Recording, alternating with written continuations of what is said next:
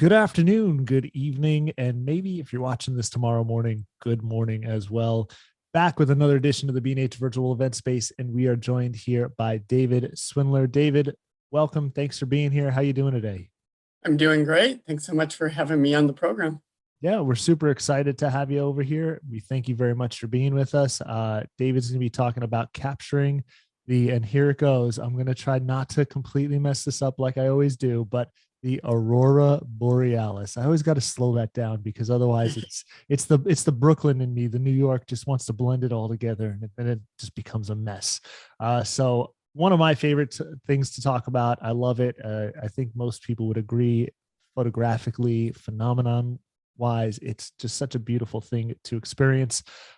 So if you have any questions for David, anything like that you want to know about it or capturing it, please make sure you get all those questions in. If you're joining us here on Zoom, you can use the Q&A tab. If you're joining us on Facebook or Vimeo, you can go ahead and use the comments section. But David, thanks again for being here. I'm going to pass it over to you, and I'll see you back in a little while. All right. Thank you so much, Scott. I just want to begin with a quick introduction, just a little bit about me. I grew up in the great state of Iowa, and since I was a young child, I loved the outdoors. I loved adventuring and exploring. And so when we had family vacations that took me out west, I instantly fell in love with the mountains and the landscapes out there. And one night I was out of the Grand Canyon with my grandpa, and I woke up in the middle of the night and I walked outside the tent, and I was blown away by how many stars I saw up in that sky. I'd never seen night skies like that before. And from that point on, I kind of had this fascination with night skies and being able to capture that. So later on, when I went to school, I studied chemical engineering. And I went to work in the semiconductor industry for about 10 years, specializing in photolithography. But after working there for 10 years and being involved with some amazing technology, I decided, you know what? I need to do something different. And so I was backpacking around Mount Rainier at the time, and I made a decision that right then and there that I was going to quit my job as an engineer and try to make it doing something else. And I didn't know what that was going to be. But the very day I returned to work, they told me, hey, we're having a voluntary severance program. And I said, you know what? I'm going to take the package. I'm out. And at that point, I was like, well, what am I going to do to make a living? Well, I knew that I loved the outdoors and I loved photography. And I also really loved being a teacher and being able to educate people. And so that led me down the path of starting Action Photo Tours. And so Action Photo Tours was started in 2014, and I based it in one of my favorite areas of the whole world, which is down in Kanab, Utah. I call it like the crossroads of the desert Southwest, central to all my favorite locations. And as part of Action Photo Tours, we offer a large variety of photo workshops and day tours in the desert Southwest, the Pacific Northwest, and beyond. So I invite you to check out our website, actionphototours.com, and give us a follow on Facebook or Instagram. I'd love to connect with you there. The other entity I'm involved with is the Outsiders. We are a group of Utah-based photographers, and we're passionate as well about education. And so we put on these awesome events every year where we get photographers from all over together. And these are photographers that are into things like landscape photography, wildlife photography, nature photography, and so forth. And that's what our event is all geared towards. So yeah, as far as the outline goes, I want to discuss what is the Aurora Borealis, what are the best times and best places to see it, what are some of the important metrics for forecasting the aurora, and then how to photograph it as far as like what kind of camera gear you need, what are some of the recommended settings that you should be shooting with, and finally, I'll give some post-processing considerations. So obviously, we have a lot to talk about, and I'll be happy to answer any questions at the end of the talk. So it all starts with the sun. The sun is surrounded by an extremely hot atmosphere called a corona. It is actually much hotter than the surface of the sun, with temperatures ranging between 1 to 2 million degrees Fahrenheit. And due to these extremely high temperatures, some of these particles have enough energy they can escape the sun's gravitational pull. And these particles produce what is called the solar wind. The speed of the solar wind depends on the magnitude of solar activity. And it's usually in the range of 250 to 750 kilometers per second. For those of you who think of miles per hour, that's well over 1 million miles per hour. So really fast. And fortunately for us, Earth's magnetic field deflects the majority of these particles. So we don't get bombarded by them. But the magnetic field is weakest at the poles, which allows then for more particles to enter our upper atmosphere. And holes in the sun's corona can send streams of charged particles heading towards Earth, resulting in a geomagnetic storm. That's what you see here on this image on the right. That dark area is a hole in the sun's corona, and then that allows even more particles to escape and just start racing towards Earth. And so sunspots, they are dark areas on the sun's surface, and they are cooler than their surroundings due to magnetic field concentration in that particular area. And the sunspots correlate to increased solar activity, and particles can more easily escape due to the localized kink in the sun's magnetic field right over the sunspot. And you can see here like these flares that are coming out of the surface of the sun. Then you can see like all these particles that are just being skyrocketed out into space. And it takes around 3 days for the solar wind to reach Earth. So if you see an explosion like this on the sun's surface, it's going to take about 3 days for all those particles to travel to Earth. And so that allows us to get some kind of prediction of auroral activity based on when we see these big events happen on the sun's surface. Coronal mass ejections, these are the big boys. And explosions on the surface of the sun, they can send huge amounts of particles hurtling through space. And these events can knock out communication systems and interrupt power grids on Earth. They also produce very intense auroral displays. And here's a really cool image I found online of one of these coronal mass ejections. Now, interestingly enough, we had a coronal mass ejection happen on January 30th. And if you do the 3-day calculation, that means those particles are going to be hitting Earth today and possibly into the evening hours. And I'll talk about that a little bit more as we go on in this presentation. So what is the aurora exactly? Well, during periods of these higher solar activity, many charged particles are thrown from the sun's atmosphere and travel outward by the solar wind. And most of these charged particles, as I mentioned, are deflected by Earth's atmosphere.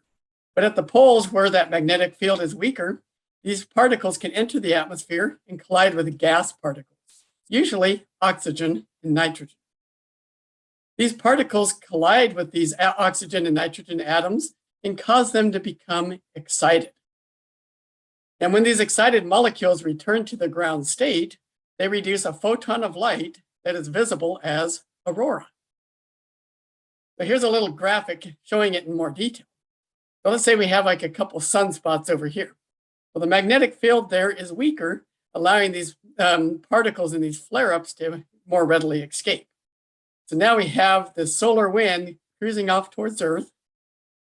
But as you can see in the equatorial regions down here, the magnetic field is really strong. These particles are going to be deflected away. But up here on the poles, you can see that it's easier for these particles to come in and interact with Earth's atmosphere. And so if we have enough particles that can actually get into our upper atmosphere, then we're going to start seeing the aurora.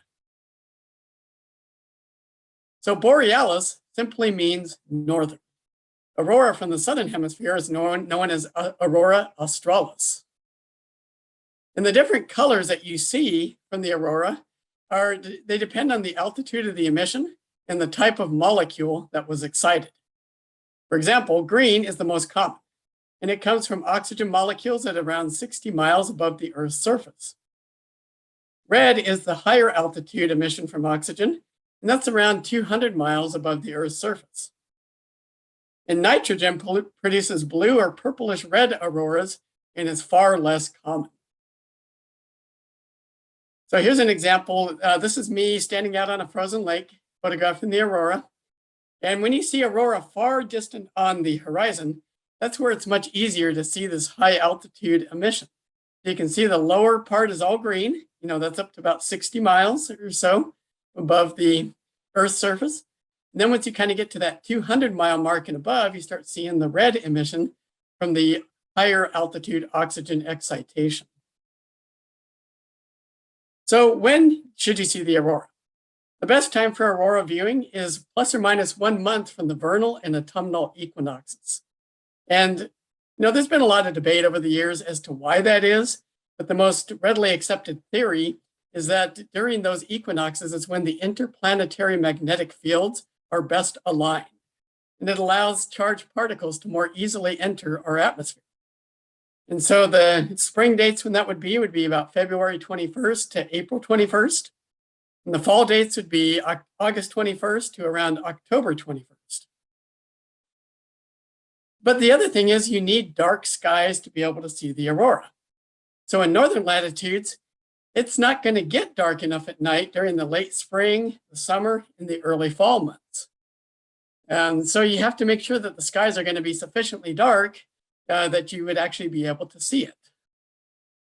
And then you can also photograph the aurora during blue hour.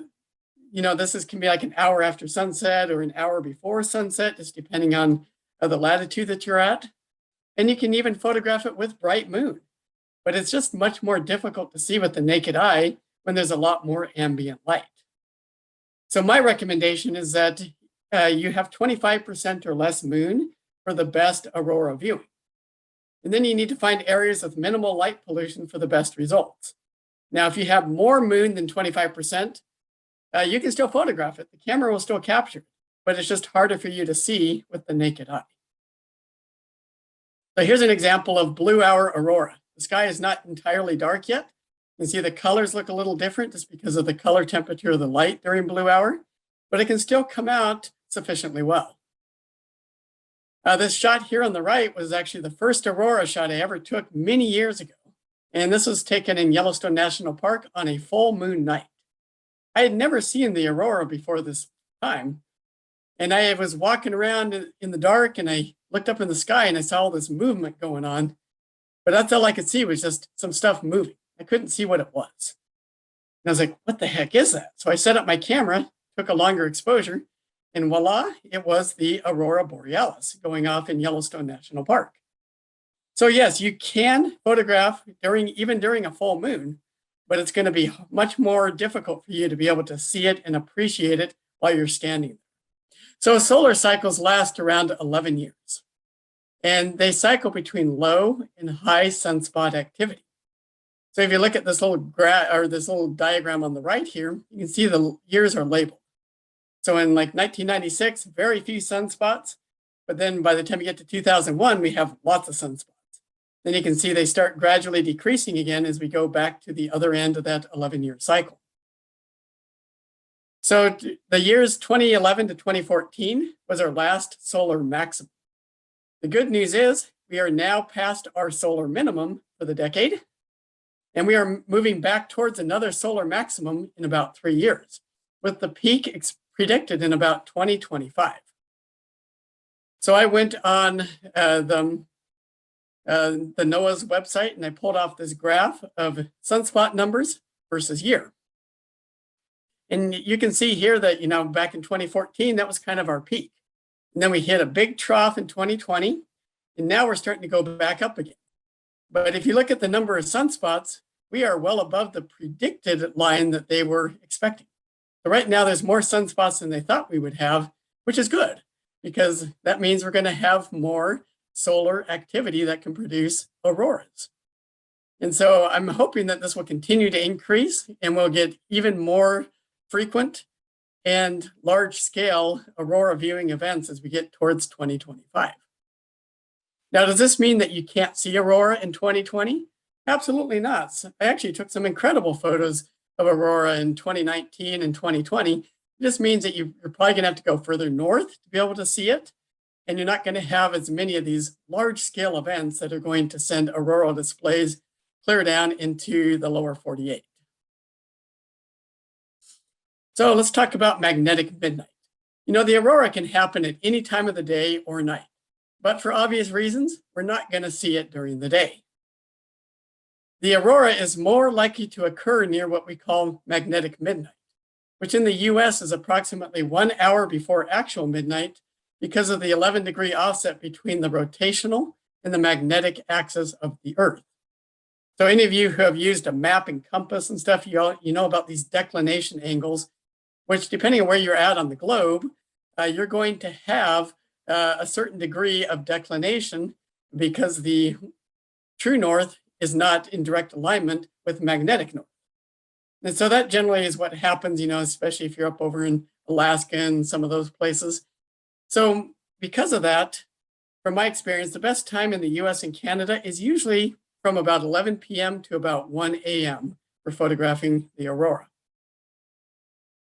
And the auroral activity can totally surprise you. The best way to capture it is just to patiently wait. So often you might be out there, nothing's happened at 11 p.m. You decide to call it by midnight, and then all of a sudden at 1 a.m. there's a spectacular display. You just have no idea when it's going to come in unless you're really watching some of these short-term forecasts, which I will go over shortly. So the auroral oval, it encompasses the latitudes in the 60 to 75 degree range. And that makes northern Alaska and northeast Canada the prime viewing locations in North America. And so if we're going to forecast the aurora, the first metric we're going to look at is called KP. And KP is a measure of geomagnetic activity in Earth's atmosphere. And it's an important metric to see how far south the aurora may be visible. So if we look at this map down below here, you can see that turquoise blue line on the very top. That corresponds with a KP of 0. So that is the central point of the auroral band. So if you are right under that, you can likely see the aurora anytime there is any type of particle excitation. And indeed, I've had auroral displays that have filled the whole sky and gone on all night long on a night with a KP of 0, just because I was right under that auroral band. Now, if you want to start seeing the aurora further south or further north, then you're going to have stronger geomagnetic activity. And so if you look at this graph here, in order to start seeing auroral displays down in the lower 48, you have to start getting KP levels up around KP of 5 or greater, depending on where you're located. And then over here, you can see that a KP of 0 is what they call quiet. And yeah, unless you're right under that auroral band, if you do see anything at all, it's probably just going to be a faint little bit of green clear up on the horizon. And it can go clear up to a KP of 9, which is very rare, because that's like an extreme storm. And that's when we're going to start seeing power grids getting knocked out and other things like that. And then we have all the shades in between. So the solar wind is also something that we like to measure and use predictions based off of. Now, the best way to get the solar wind data is from the Space Weather Prediction Center on NOAA.gov. And they have a link there for the real-time solar wind data. And the data comes from the Discover satellite. And they basically positioned that Discover satellite, about 1 million miles or so from Earth's surface at what they call the Lagrange point. It's a good equilibrium point between the gravitational pull of both the sun and the Earth. And then it gives us an early warning system for solar wind. And we'll be able to get that early warning from about 15 to 60 minutes or so before it hits Earth. And so the two variables I like to pay attention to are BT, which is the strength of the interplanetary magnetic field carried by the solar wind. And a higher number means a more significant disruption to Earth's magnetic field. And then the BZ, which is the orientation of the interplanetary magnetic field. And positive means north and negative means south. So if we're in the northern hemisphere, we're going to get the best auroral displays if we have large negative numbers. And so I'll bring up this slide here so it kind of makes more sense. If you look at that picture there in the upper right, you can see that if we're in the northern hemisphere, we have particles coming in that purple line. In order for them to get deflected into the pole, they're going to have an orientation that is taking them south. And so when the solar wind has a primary orientation of going north, then there's very little chance that they're going to come into our upper atmosphere. But if you get a negative BZ, especially a large negative BZ over a long period of time, then that's a good indication that we're probably going to have some pretty spectacular auroral displays. And this metric right here, I find is hugely important for knowing how good of a display you're likely to get. KP, it's okay, but it kind of will tell you what the possible strength might be. But when you really get a negative large BZ, that's when you're likely to see the big displays. And so this is a graph I just pulled off the Space Weather Prediction Center, just showing like the solar wind over 3 days. So the BZ is the red, and you can see the zero line there. And in the middle of that graph, you can see a period where it did drop negative for an extended period. Well, that would be a really good sign if we had a lot of solar activity coming in at the same moment. And so another great website for forecasting the aurora is spaceweather.com. And on that website, you can get real-time auroral bands and activity, the solar wind speed, the interplanetary magnetic field strength and direction, sunspot activity and coronal discharges, and so much more.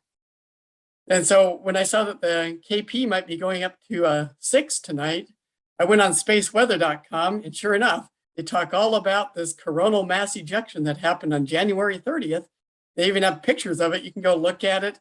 And there's tons of cool data on there if you really like to kind of geek out on that sort of stuff. If you're up in Alaska, the Alaska Geophysical Institute also offers a very good forecast. 3-day forecast, 27-day forecast, and even short term. Just know if you use that site that the time is in UTC, and so you may have to do some time conversions. Now, how about apps? Well, the best app for Aurora is called My Aurora Forecast, and they have it available for both Apple and Android. It's completely free. It just has ads in the background unless you want to pay for the pro version. And what's really neat about this app is it kind of lumps a lot of things together for easy viewing. It's going to tell you what is the cloud coverage tonight. Obviously, if there's too many clouds, it doesn't matter how strong that aurora is, you're just not going to be able to see it. It gives you like the KP for the next hour and what is actually realistic. It tells you what it's going to be for the upcoming hours and also the KP for the upcoming days. So you can see there, Wednesday, February 2nd, we've got a KP of 6 from that coronal mass ejection that's expected to hit. Now, here's the rub. We don't know exactly when that's going to hit Earth. If it hits during the middle of the day, well, we're not going to see it because it's not dark enough. But if it hits during the nighttime hours and there's no clouds, guess what? We could have a fantastic aurora viewing evening. Here's some more stuff from the My Aurora Forecast app. It'll give you the KP in the long-term forecast, so you can look out many more days into the future. It'll tell you what the solar wind speeds are. Obviously, if that solar wind speed increases, there's much more chance we're going to have particles coming into the poles. And then it's going to give you the solar wind BZ and BT. And remember that BZ is really important. If you see that go large and negative, then that's a good indication that we might be seeing some auroral activity in the next 30 minutes or so. And then there's the ovation model. And this is on the Space Weather Prediction Center by NOAA. And it provides short-term aurora forecasts about 30 to 90 minutes out. The exact amount of time into the future it can predict is all going to depend on the speed of the solar wind, which, as you've seen, can vary quite a bit. And so obviously, if we have a bigger event and the wind is coming at us much faster, the forecast is not going to be able to give us as much advance warning. The time for this model is also in UTC, so you're going to have to convert that to your local time zone. But the really cool thing about this is it gives you a nice representation of how far out that aurora might be visible right on the map of the Earth. And it also shows you, like where the daytime line is versus the night line. Okay, so longer term aurora forecasting is possible. but it's just not nearly as accurate. And the sun takes 27 days to revolve around its axis. And if there is a significant sunspot or coronal hole, it may still be geo-effective on the next rotation. That's why we like to kind of pay attention to that 27-day cycle. And so if you go to Space Weather or any of these other sites, they'll give you that longer term forecast. So that way you can look ahead into the future and say, well, might there be a day when I have better chances of seeing aurora versus another day? And it can also show you what the moon phase is on each day, which is a really nice feature. Then finally, you have to be able to predict that cloud cover. Now, one of the best sites for doing that is clearoutside.com. Just go there and punch in your location, and then it'll tell you what percentage of the sky is expected to be obscured at any given hour of the day or the night. And also what percentage you're going to have of low, medium, and high clouds. If all you have are the light, wispy high clouds, well, you might still be able to see some auroral activity. But if you have a bunch of low and medium clouds, you're probably not going to see anything. And so I love photographing the aurora in the fall months because that's when we have a lot of open water surfaces. And I love seeing that reflection of the aurora on the water. And it's also fun to kind of include a person sometimes in those shots because it makes it seem more real. For people that have never seen the Aurora Borealis before, it almost seems magical or made up. But, it's so cool when you're there in person, watching it just dance and race overhead. So let's move on to talking about gear. Having the right gear is absolutely essential for night photography. And I would say in no other genre of photography is gear more critical than something like night photography. And lenses definitely matter much more than the camera body that you use. I found that out the hard way when I was evaluating different systems. And I thought that the differences I was seeing was because of the camera body difference. But in reality, it ended up just being that one of the lenses was far better than the other. And a full frame camera sensor will generally produce higher quality images than a crop sensor. And the full frame cameras also have much better lenses available for low light photography. And most night photography is done with wide angle lenses. And you're going to want a lens that is f2.8 or faster whenever possible. Now, if all you have is like an f4 lens, well, you can still use it. Your shots are going to be a lot darker. But if you have a camera body that really allows you to push the ISO, you can also gain back some of that by increasing the ISO on your camera body. Now, what are some of the behind the scenes equipment? Well, you're going to need a very sturdy tripod and ball head. It's very important when you're doing these long exposures, especially if there is any wind.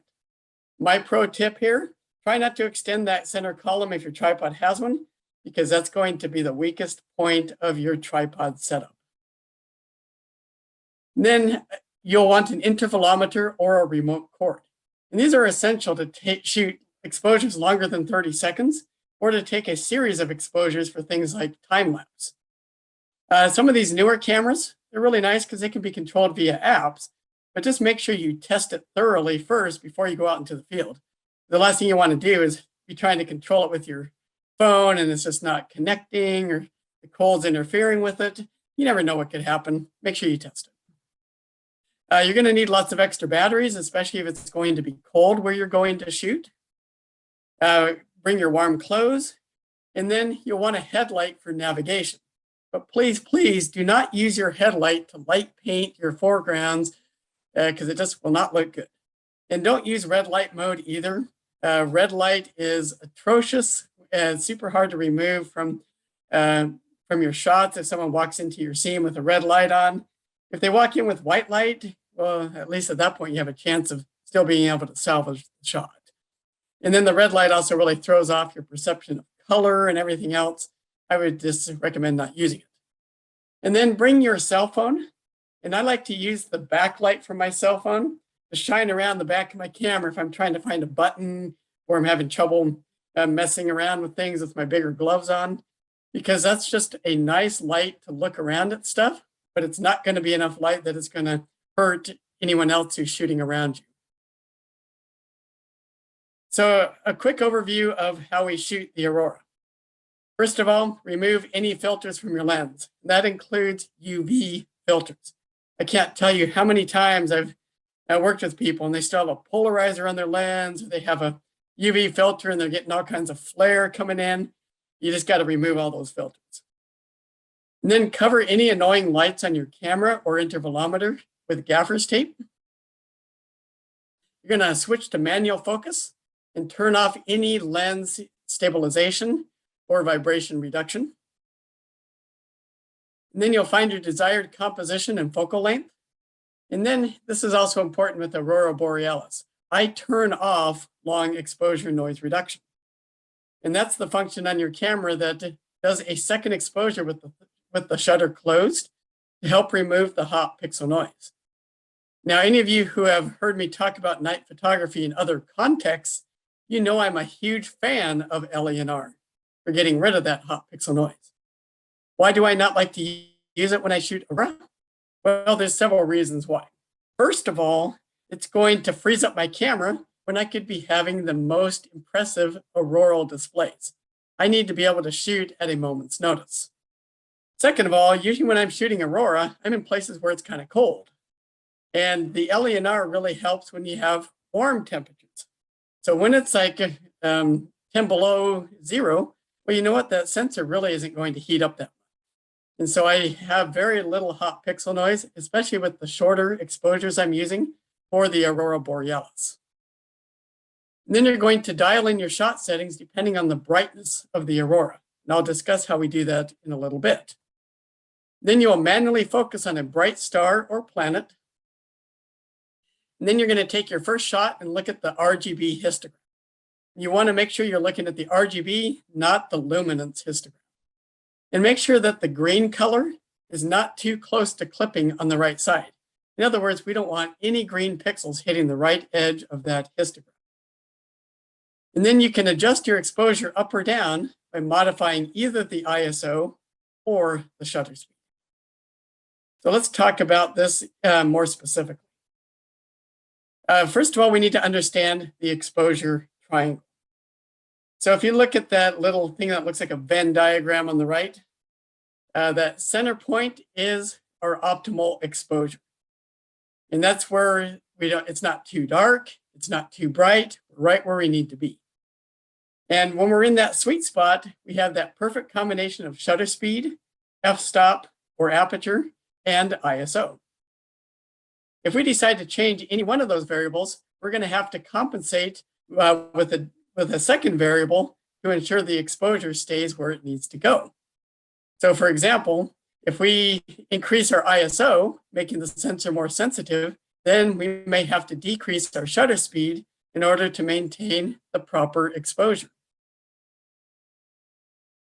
So with aperture, when we shoot at night, the camera needs to capture as much light as possible.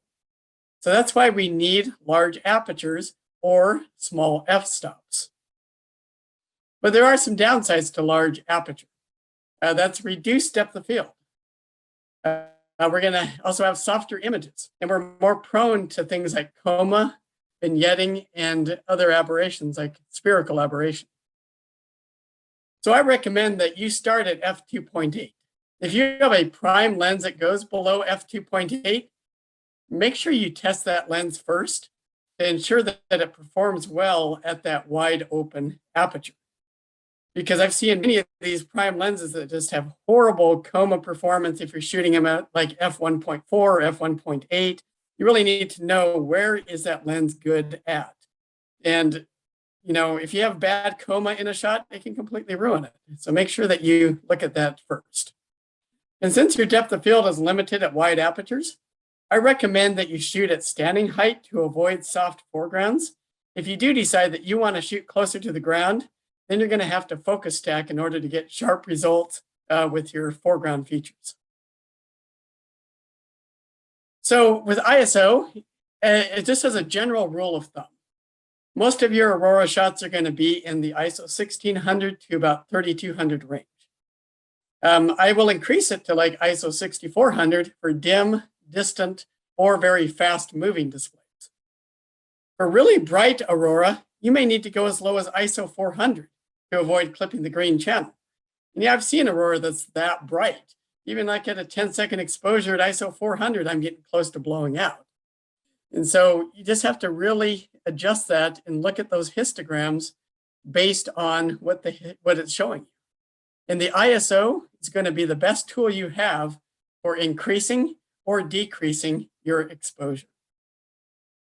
And so like in that diagram you see there on the right, you can see where that red area is where it's blowing out. Yeah, you definitely don't want that. And so make sure you're looking at that green color and ensuring that no pixels are hitting the right side of that histogram. So now let's move on to shutter speed considerations. And it's going to depend on several factors. First one is, how dynamic is the aurora? Second, how bright is the aurora? And 3, how much moonlight do you have? And whether or not the sky is completely dark yet. So if you're shooting in like blue hour, then it's going to be a different consideration than if you're shooting when the sky is completely dark with no moon. All right. So with active aurora displays, too long of a shutter speed is going to blur the movement. Shorter shutter speeds, though, will allow you to capture the unique shapes and curtains of the aurora, especially when it's dancing in the sky above you. And with a full frame camera with good ISO performance, I would rather push the ISO higher and use shorter shutter speeds just so I get more dynamic photos rather than just the photos where the aurora is kind of all blurred out and this looks like an arc. So here's a few rules of thumb for shutter speed. With extremely active aurora, I try to be between a half a second to about 2 seconds of shutter speed. For semi-active aurora, I'm around 2 to 8 seconds. And for less active aurora, I can go anywhere from 8 to 15 seconds. Now, why am I not going any longer than 15 seconds? Well, I will cover that. As I mentioned, with that long exposure noise reduction, I just don't find that hot pixel noise is a big issue in cold temperatures. Now, for some reason you happen to be photographing in really warm temperatures, then you may want to use it, especially for any longer exposures in your foreground. So here's an example of very active aurora. This was a corona burst straight above my head. I shot this with a 12mm lens, and I only exposed for 0.8 seconds to try to capture that firework-like effect as it was exploding overhead. And I shot that at ISO 3200. Here's an example of semi-active aurora, around 3.2 seconds at ISO 6400. And you can still see a lot of the motion the frozen motion in the aurora. See some of those curtains there on the left side of the image. It's just not all blurred together. If I had shot this at 15 seconds, this would just be a big blurry mess. And then with the less active aurora, you can go longer. This is 10 seconds at ISO 3200. And this aurora was just kind of just going straight up into the sky. It really wasn't dancing or moving much. And so for me, it worked better to do a longer exposure and get more smoothing on the water surface. Now, this is a shot I took a while back, and it ended up being too long. I used 20 seconds at ISO 1600. It looks great zoomed out here, but if you zoom in, you can see some small streaks in the stars. And so that's why I don't recommend going over 15 seconds, especially if you have a higher resolution camera body. And again, the best way to know the maximum time you can expose for before the stars start to streak is to use the NPF rule. And a number of different apps can compute that for you based on the pixel pitch of your sensor, the aperture you're shooting at, and so forth. All right, so pre-focusing. Autofocus lenses are designed to focus beyond infinity. And true infinity is almost never where the mark is on the focus scale of that lens. And fully manual lenses, they will not focus past infinity. And because of that, they are the easiest to use at night. If you have an autofocus lens, it's good practice to put your camera on a tripod and just determine where that infinity focus is before you're heading out and fumbling around with it in the dark. So to do that, you set your aperture to wide open, like f2.8. For your zoom lenses, you're going to use your widest focal length. And you'll want to repeat this procedure for longer focal lengths to see if the infinity point changes. For example, if you have a 14 to 24 millimeter lens, well, you're going to do this first at 14, then you'll do it again maybe at like 24 millimeters and see if there's a difference. Many of these lenses will show a difference because of the focus breathing that they have. And then using live view, you're going to digitally zoom in. I'm not talking about zooming with the lens. I'm talking about zooming in with the live view using the magnifying glass. Zoom in on a distant landscape feature. And then you're going to turn that focus ring until it becomes tack sharp. Just make sure you're not touching that zoom ring. And then look at the focus scale on the lens and remember where that point is.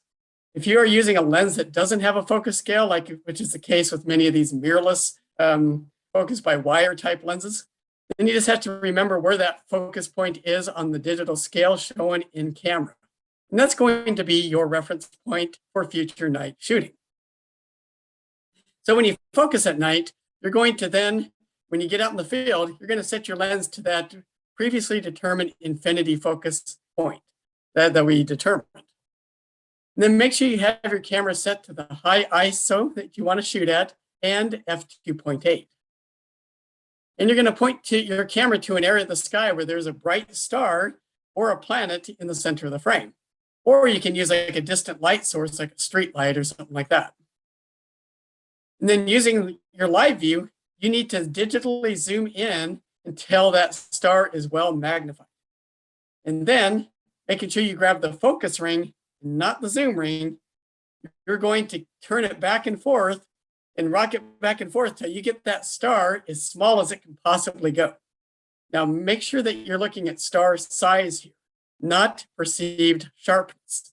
Because if you think it's perceived sharpness, well, you're going to be wrong. You have to make the star as small as it can possibly go. And if you have poor eyesight, invest in a Hoodman loupe or something like that to help magnify the screen, or get a mirrorless camera where you can look through the viewfinder. Then check your focus scale. It should be very close to the predetermined focus point. Now, obviously, there's room for some fluctuation on either side of that, just because of, well, you might be at 15 millimeters instead of 14 millimeters, or sometimes even the temperature can throw off exactly where that infinity focus falls. And then being very careful, don't bump the focus or the zoom rings. You can now move your camera back to your intended composition. But this is really important. If you zoom, if you go to a different focal length, you're going to have to focus again. If the camera has been moved or jostled much, you're going to want to recheck your focus, because all it takes is a 0.5 millimeter change in that focus ring, and that can go from a tack sharp shot to a shot that you're just going to have to throw in the trash. So do yourself a favor and just be very, very careful about checking your focus.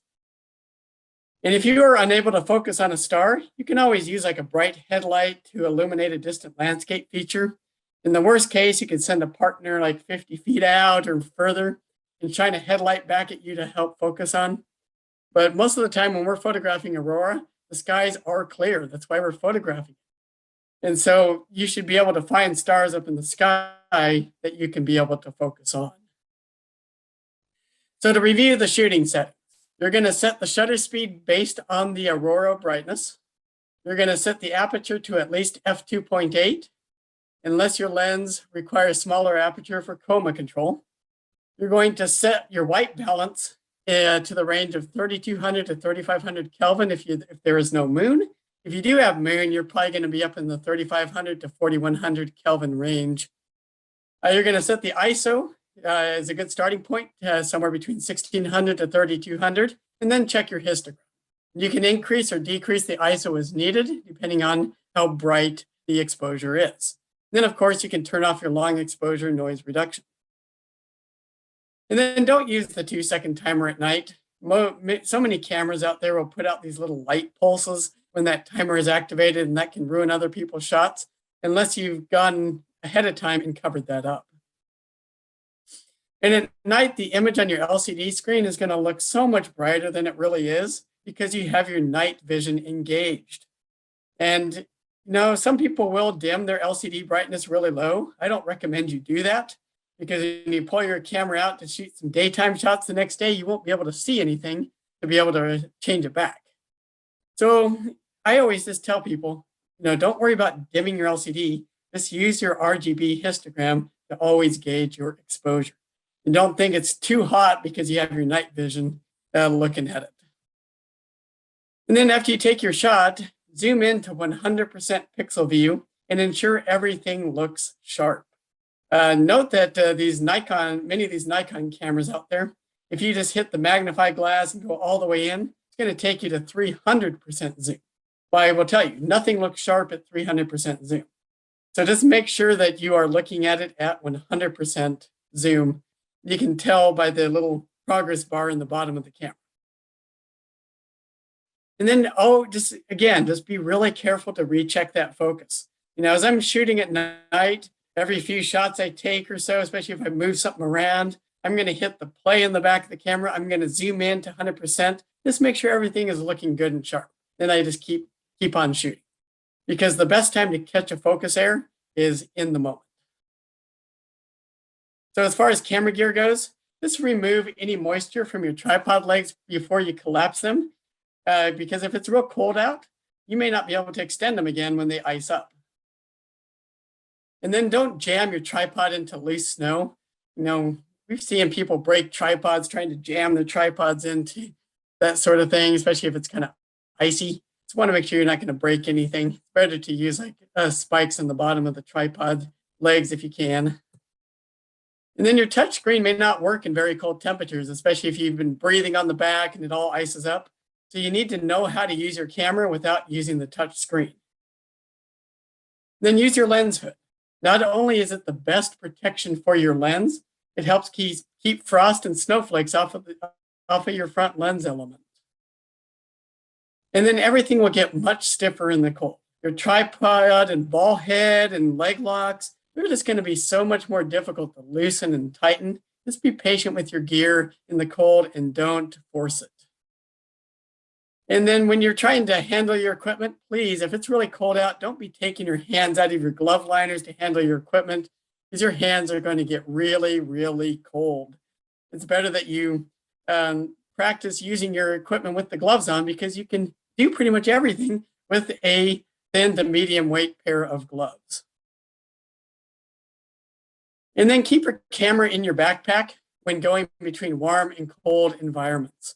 Otherwise, you risk getting severe condensation building up. Then give your camera a couple hours to slowly warm up before you take it out because you don't want to get it all fogged up. And bring lots of extra batteries since the cold can drain them quickly. And keep these extra batteries in an inside jacket pocket to help keep them warm. And then control your breathing around your camera.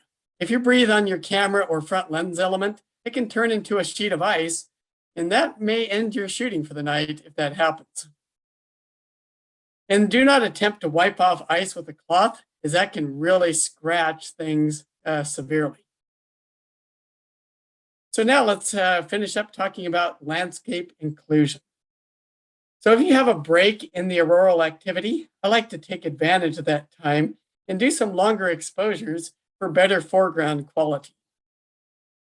It's relatively easy to remove noise in the sky in post-processing, but it's nearly impossible to recover loss of detail in the landscape from the high ISO and short shutter speeds. And so if I'm going to do these longer landscape exposures, then that's where I turn on my long exposure noise reduction. And you may lower the ISO for those landscape exposures, or you may just increase the exposure time at the same ISO, depending on how much time you have. And make sure you do this don't do this when the aurora is really active.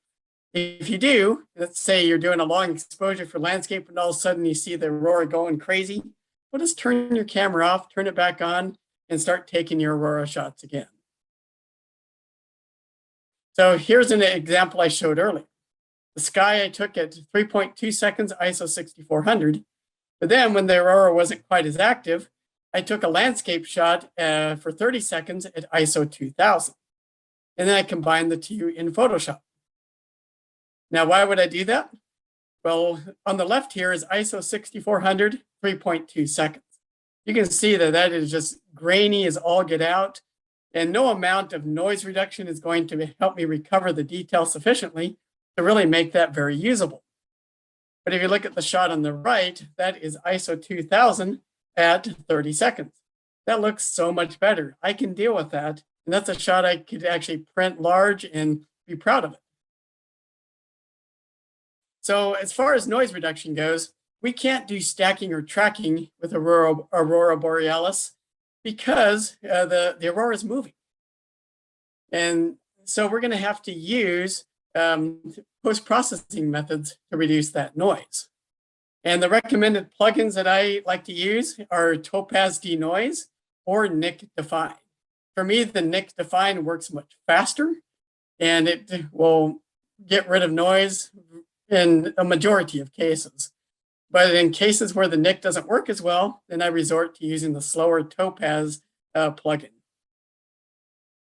And you may need to also apply noise reduction or heavier noise reduction locally to areas where it is especially evident. Like let's say you have a cloud on the right side of your image, well, you're going to see way more noise in that cloud than you would in an area where it's just a star-filled sky. Here's another example I showed on the cover of this presentation. And the sky I took at 10 seconds, ISO 3200. And then the landscape I took at 30 seconds, ISO 3200. Are you thinking, well, that's really not that big of a difference, is it? Well, the reason why I did it this way is that the Aurora was moving around. And I wanted the reflection to at least match what I was seeing up in the sky. So in order to do that, I had to take a 10-second shot and then immediately go and take a 30-second shot at the same ISO. But even that 20-second difference can make a big difference in your foreground quality. So look on the left, ISO 3200 for 10 seconds. And again, I kind of normalized the brightness in post on both of these so you can kind of see the difference. And on the right, that's ISO 3200 for 30 seconds. Again, it's a much cleaner image, even at the same ISO level. So in summary, we covered what is the Aurora Borealis. We talked about the best times and the best places. We talked about important metrics for forecasting the Aurora. And we talked about how to photograph the Aurora, both from a camera gear perspective and from the recommended settings. And then I just gave you a few ideas as well for post-processing considerations that may change how you decide to shoot in the field. So now I can, depending on time, we can open up for questions. I invite you to jump on my Facebook or my Instagram, give us a follow there. I'd love to connect with you on social media. Head over, check out actionphototours.com, or we'd love to see you in March at the Outsiders Photo Conference in beautiful Kanab, Utah, March 4th through 6th. Awesome. Excellent. Thank you so much, David. That was super spot on. Ton of information to process. We'll jump into the first question we've got here, David, and this is from Gail. Wanted to know, she said the advertising picture for the event was absolutely stunning, but it looks like it was taken from a bridge. They've been thinking about the safety of taking a picture at night on a bridge and is wondering where this was and what was done to take that photo safely. Okay, so assuming the one right over the river, or there's the one with the boats, and that was taken from just the side of the ocean. But yeah, if you're on a bridge, especially where we go in northern Alaska, you probably won't ever see another vehicle the whole night. Maybe in one or two, possibly, depending on how early in the evening you're shooting. So it's actually very safe, and there's plenty of room to get off to the side and stuff like that. If you're in an area with high traffic, then yeah, that could be a problem. And if there is high traffic, you can't get a sharp shot anyways, because the vehicles are going to be rattling the bridge. You wouldn't be able to shoot from that point.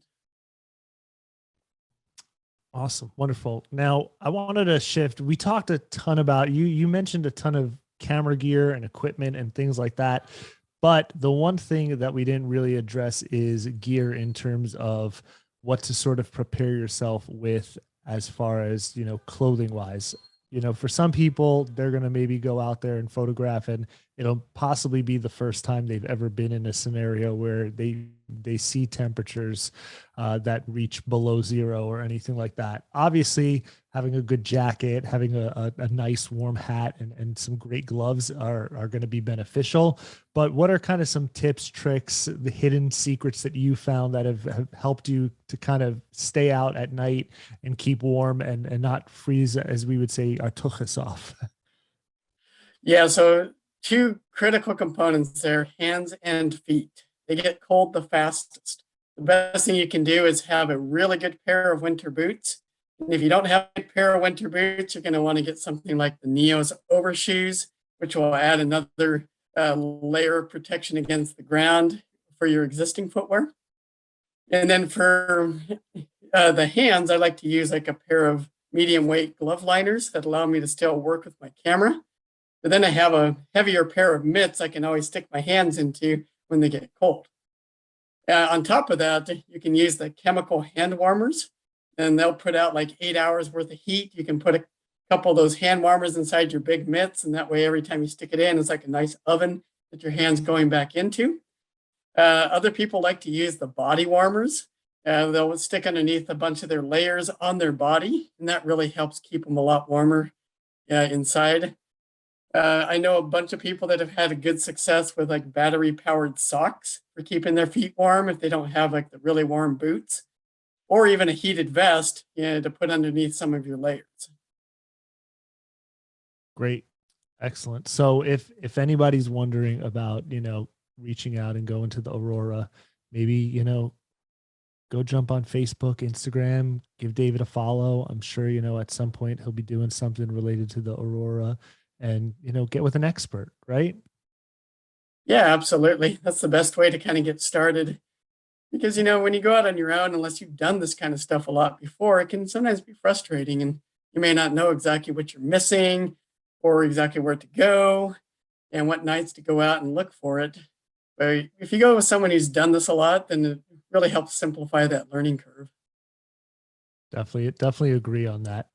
David, I want to thank you again for being here and giving us all this information. I highly recommend that everybody rewatches this, because there's just so much information, so much to unpack. Watch it a second or third time. I definitely think you'll pick something up from it for sure. All right. Well, thank you so much, Scott. And thanks for everyone who tuned in. Definitely. Well, that's all we've got for the day. We hope you've been enjoying everything we've been putting out. We look forward to seeing you back here tomorrow, same place, different times. This has been another edition of the B&H Virtual Event Space. We'll catch you next time.